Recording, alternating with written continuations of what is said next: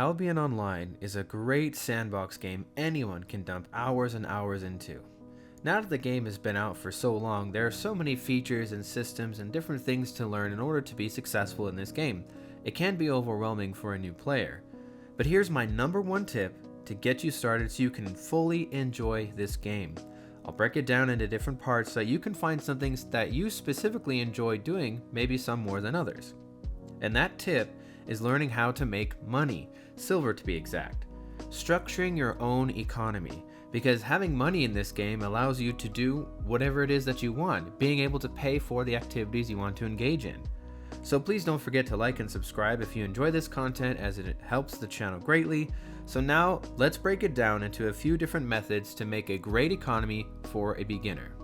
So the very first thing I want to touch on is the faction flagging system, because all these three different methods that I'm going to show you, you can gain extra points with faction flags.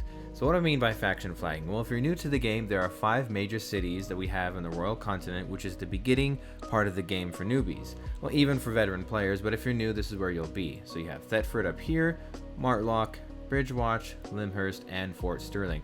And as you can see, each city, they kind of represent their own little biome, their own element if you'll say, and also different colors depending on which faction you do.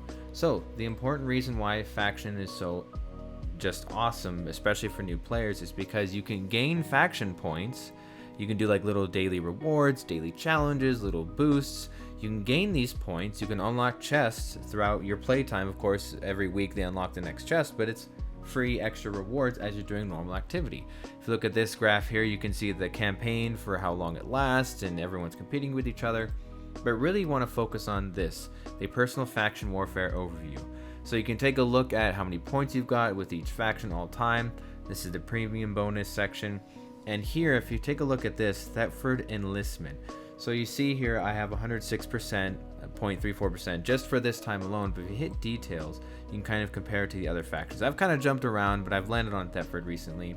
So the reason why it's so important to just stick with one faction, so shop around, kind of figure out what you like, which part of the map you want to stay with, and stick with that. It's important to stay with that faction because, like showing here, as you get more points, you gain ranks. As you gain ranks, you get points faster, which therefore makes you more money faster.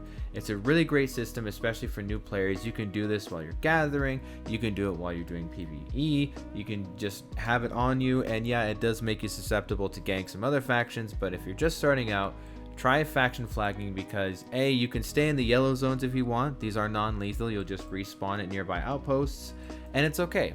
Nothing bad's gonna happen to you. It's only lethal if you start going into the red zones, then you kind of have to worry and watch yourself. But for the most part, you can, if you want to play safe, you can, and you just gain extra money at the same time.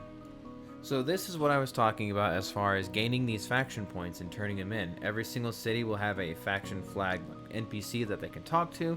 Every city has their own unique one. You talk to the enlister. This is where you flag up every single time.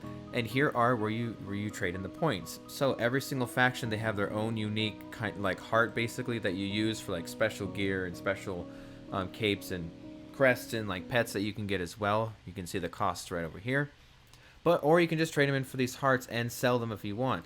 You can get the campaign chests as well. Sometimes they have items and also tomes, things for like fame. I wouldn't recommend doing that because this video is about starting your economy. So what you can do is you can trade for these hearts, and they can go anywhere from 40k, 50k. It just depends on the market price. So right now I have 240,000. If I were to exchange them all, I would get about 80 of these hearts, and that would net me a lot of silver. Or if you want to be diligent and check the market, you can see how much silver you get for just these, and so on and so forth. But remember, you do need to have those tiers unlocked in the faction warfare in order to unlock these kinds of rewards. So you can't just go for it. Like I can get the tier 8 crest, but I haven't done this Thetford faction enough to unlock the tier 8 mount or the tier 8 war banner. It's going to take some time. That's why it's also important to stick with the faction that you choose, because in the end, you'll just make more silver from it. When it comes to gathering, it can be one of the most basic ways to earn silver in Albion Online. But it is also a very time-consuming method, as gaining access to the higher tiers does take time investments. But with faction flagging, you can make money at every point in your gathering. Pick 3 methods of gathering and focus on that at first, as again, getting tiered up can take quite a lot of time and or learning points. But of course with time, you can get all of them if you so wish, but to start out, don't overwhelm yourself. Focus on 3 and just go from there. But for some people, simply gathering and crafting is what they like to do. And for them, that's the whole game, which is more than okay, of course. Some of the richest players are the market players, so there is money to be made by doing that.